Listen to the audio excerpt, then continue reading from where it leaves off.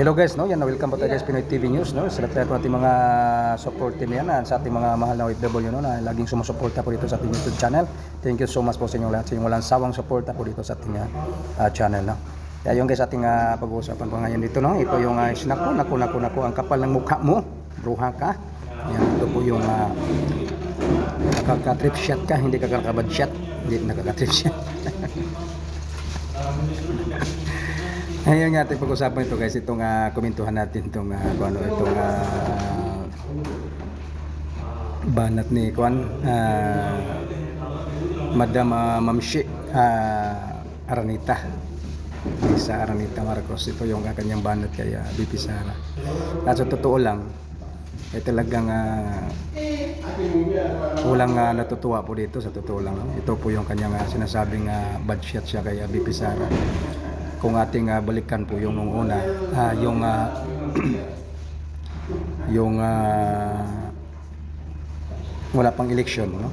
Yung wala pang eleksyon ay ito sila ay grabe nilang yung kuan, grabe yung pagliligaw nila kay BP Sara, no? Na talagang ayaw tumakbo ng presidente itong si BP Sara, gusto nilang maging busy at pagbigyan daw nila sa pagbigyan si BBM para maging presidente. Yun nga, talagang binigyan sila, no? Ng pagkakataon na maging presidente at pagtandim ito kasi talagang nagmamakaawa sila ng pangliligaw talaga nila. Isa nito, alam niya ni Super Ate Aimee ito ng talagang sobrang pangliligaw na kay BP Sara para lang po ay mapagbigyan yung kanilang hiling kasi ang gusto po talaga ng taong bayan ay maging tatakbo ng presidente itong si BP Sara. Pero yun nga, dahil ay nagmamakaawa sila itong si Marcos na pagbigyan po itong kaniyang kapatid, no? Ay maging tatakbo ng presidente at siya po ay maging busy. Kaya yun ang nangyari po sa unit team. Kaya sa ngayon tingnan nyo ang nangyari, no? Ang taong nagtulong sa kanila, ang taong nagbalik sa kanila dyan sa Malacanang, ayun pa ang kanilang taong ay bad shot pa, no? Yun po ang tingnan nyo guys, itong mga klaseng tao, yun sa klase ng ugali ito. Tingnan nyo, sino ba yung matutuwa yan? Hindi nyo ba alam, BP Sara po ang naglagay sa inyo dyan, mga Duterte supporters ang naglagay sa inyo dyan. Kaya kayo kahit busy hindi kayo mananalo, Marcos.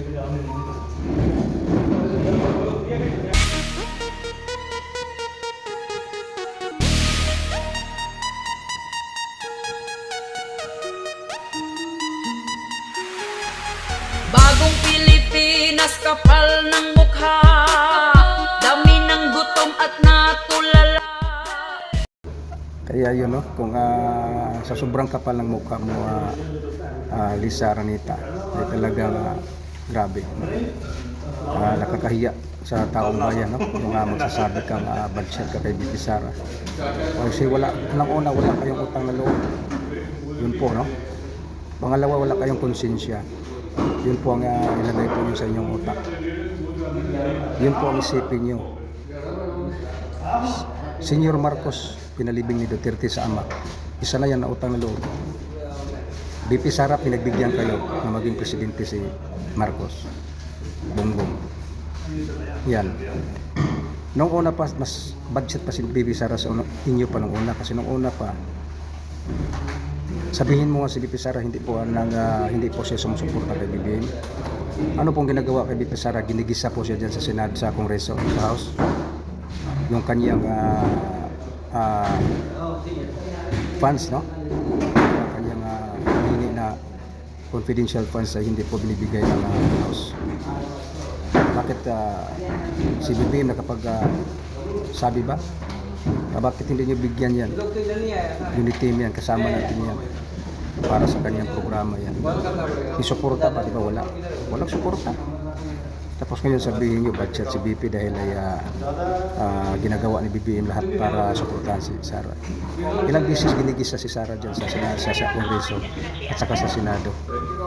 Pinapahiya. May nagsasalita bang BBM? Walang nagsasalitang BBM yan, tandaan mo. Walang BBM na nagsasalita para kampihan si Sara. Pinapahiya sa Senado, sa Kongreso dahil sa confidential funds. May nagsasalita ba? Saan ba sinasabi mo kumakampi si BBM? Wala.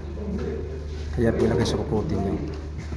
kahit utang na loob na lang o konsensya na lang, respeto na lang para kay VP Sara. Tandaan nyo, Duterte po ang naglagay sa inyo dyan.